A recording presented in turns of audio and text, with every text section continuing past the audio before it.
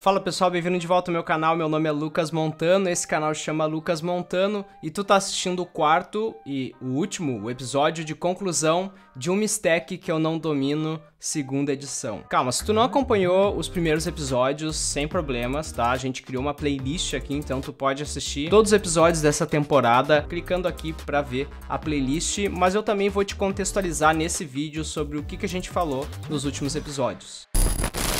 E aproveito aqui para te convidar para se inscrever no canal, clicar no sininho e tudo mais, para te ficar por dentro sempre quando sair um vídeo novo por aqui. Bom, esse quadro, como eu falei, se chama uma stack que eu não domino, e a stack da vez é a seguinte. A gente está utilizando aqui linguagem de programação Python, o framework Fast API. A documentação dessa API está sendo feita em Swagger, automaticamente pelo framework Fast API. Um sistema de fila que a gente teve que desenvolver, que a gente está utilizando uma base de dados aí em memória do Redis, e o Firestore da Firebase como a nossa base de persistência, digamos assim. Para quem não sabe, Firestore é um produto da Google que pertence à plataforma Firebase, onde tu consegue utilizar uma base de dados aí escalável NoSQL na nuvem. Então nós temos localmente no nosso serviço rodando uma base de dados em memória do Redis só para fazer a gestão da fila de processamento, e depois que esses dados são processados, ou no nosso caso, que o voto é computado,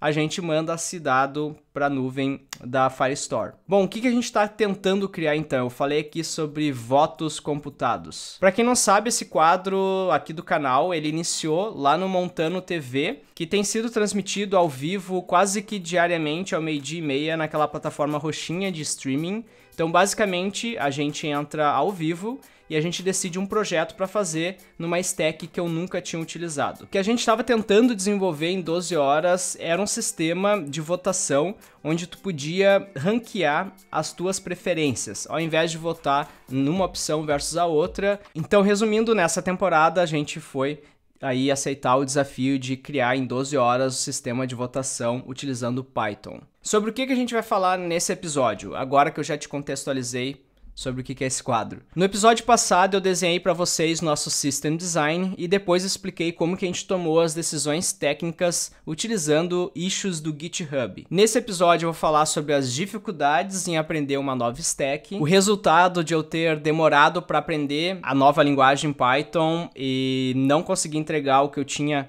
prometido no primeiro episódio, e a ideia que saiu dessa dificuldade e que vai nos ajudar em vários outros projetos aqui do canal. Bom, a primeira dificuldade que eu senti foi a escolha da IDE. O que eu iria utilizar para escrever o meu código Python? Eu no meu dia a dia eu uso o Android Studio porque eu sou programador Android nativo, e eu achei que seria uma boa ideia utilizar o PyCharm da IntelliJ também para o Python. Porém, como eu estava fazendo streaming da minha tela, digamos assim, eu estava codando em Python e transmitindo isso ao vivo, lá naquela plataforma roxinha, eu não poderia utilizar uma IDE pesada como o PyCharm. A saída foi migrar para o VS Code, e aí veio alguns desafios de conseguir instalar os plugins corretos para o Python no VS Code, toda aquela coisa do código não formatar automaticamente, como o PyCharm já me dava por default, por padrão, eu tive que configurar no VS Code. A gente conseguiu migrar tranquilamente para a nova IDE, para a IDE VS Code,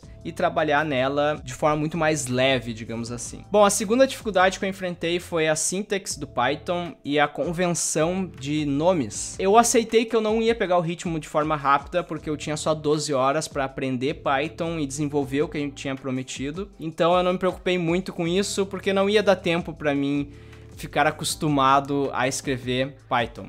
Não quebrando o código, estava tudo certo. Então, coisas assim que eu colocava às vezes que quebrava o código era chaves. Estou muito acostumado a utilizar chaves porque eu venho do Java. Mas no fim deu tudo certo. Foi uma dificuldade ali na primeira hora e depois eu comecei a me acostumar, e a IDE me ajudou muito a resolver todos esses problemas. Então, o aprendizado aqui é: escolha uma IDE, configure nessa IDE um linter, configure nessa IDE um code style para quando tu faça a formatação do teu código, ele corrija o teu código automaticamente para ti. Isso vai te ajudar muito quando tu tá aprendendo uma nova linguagem de programação. No mais, tu vai estar sempre tentando achar qual foi o teu typo, né? Qual foi o erro de digitação mesmo que tu cometeu, e não o erro de lógica, que é o mais importante. Então vamos utilizar as ferramentas que a gente tem disponíveis para nós, para nos ajudar nessa questão. Bom, a outra dificuldade que eu senti foi a configuração do ambiente virtual. Então, muitas vezes eu abria o terminal, tentava rodar algo, dava um erro e dizia assim, não, tu tem que instalar a dependência, daí eu instalava a dependência de novo, ou eu acabava criando um outro virtual env. E até que eu entendi, eu parei assim, ok, eu preciso entender o que é esse virtual env, eu preciso entender como que eu ativo ele, não fico fazendo isso toda hora de novo. E depois que eu fiz isso, eu vi, cara, é bem massa esse virtual env. Pra vocês verem como eu sou junior, tipo, mega noob em Python. Nunca tinha trabalhado em Python, então foi bem bacana, assim, sentir esses pequenos desafios. Pra vocês aí que já trabalham com Python, deve ser bem pequeno, vocês devem estar achando assim, cara, como é que tu não sabia isso sobre o virtual env? Cara, eu não sabia, entendeu?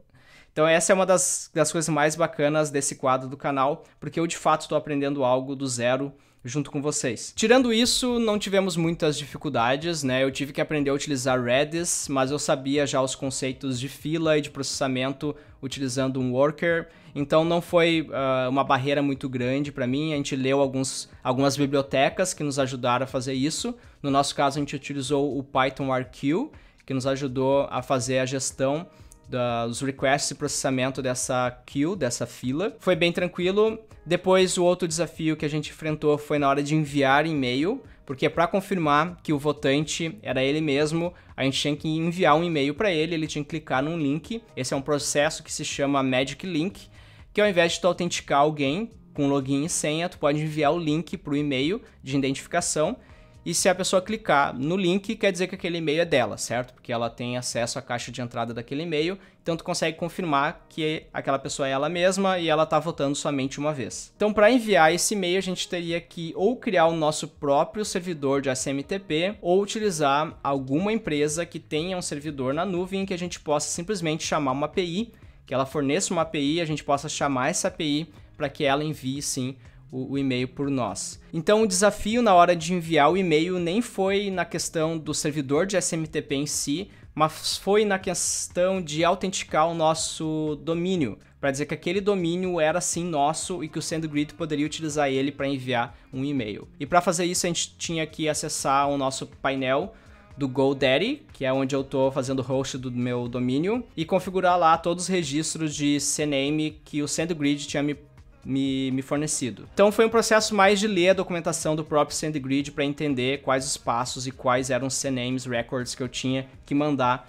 para o meu host de domain. Ok, agora vamos falar sobre como essas dificuldades que eu enfrentei acabaram fazendo com que a gente tivesse que tomar uma decisão importante no projeto. Praticamente durante um projeto, tu pode mudar 3 coisas, tá? Tu pode mudar... Deixa eu botar vocês aqui que fica melhor para mim, tá? Aí. Praticamente durante um projeto vocês podem mudar 3 coisas, que vai ser o escopo, vai ser a qualidade do teu projeto e vai ser os recursos que tu vai ter disponível para te ajudar a fazer esse projeto. Isso funciona praticamente como um triângulo, tá? Tu vai ter sempre 3 vértices, onde tu só consegue mexer um dos vértices desse triângulo. Então, num lado aqui tu vai ter a qualidade, no outro tu vai ter os recursos e no outro tu vai ter o escopo. Deixa eu dar um zoom aqui para vocês poderem... Aqui, tá? A grande questão é que muitas vezes os vértices de recursos, eles estão travados. Tu não consegue mexer nos recursos.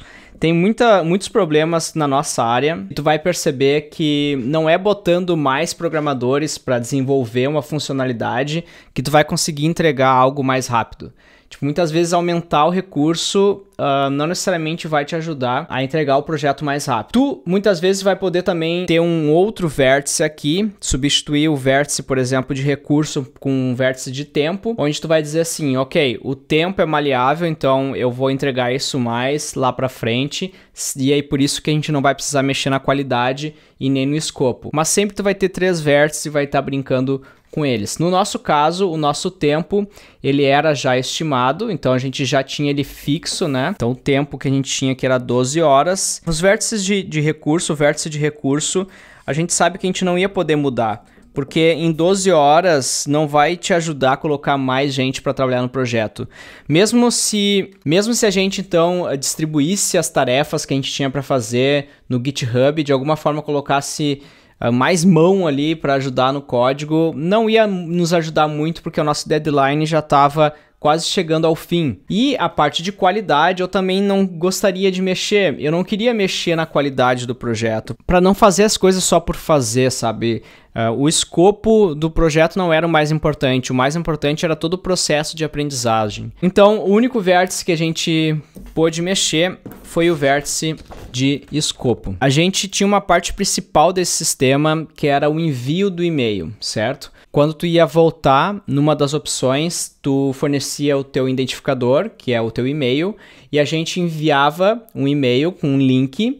Quando tu clicasse no link, tu confirmava que a tua identificação era válida e aí sim o teu voto ia ser computado pelo sistema de Ranked Voted que a gente estava criando. E eu fiquei pensando assim, esse sistema de envio de e-mail por si só já é um baita serviço, já é um serviço muito massa da gente ter ele open source, código-fonte aberto no GitHub.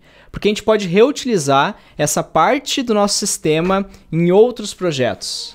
Então, resumindo, o que a gente fez foi o seguinte, a gente pegou uma parte do nosso sistema que fazia sentido existir por conta própria e a gente separou essa parte num novo repositório chamado Magic Link. E esse foi o resultado da nossa segunda temporada de uma stack que eu não domino. Criar um sistema de Magic Link em 12 horas utilizando Python. Se tu quiser acompanhar os commits desse projeto, quiser ver as issues que a gente criou e todas as discussões que aconteceram ao redor disso, o link do projeto está aqui na descrição, é um código-fonte aberto, então vai lá no GitHub, confere o projeto, clona, tem todas as instruções para vocês rodarem o projeto aí. E não se esquece que a terceira temporada de uma stack que eu não domino vai começar mês que vem, em julho.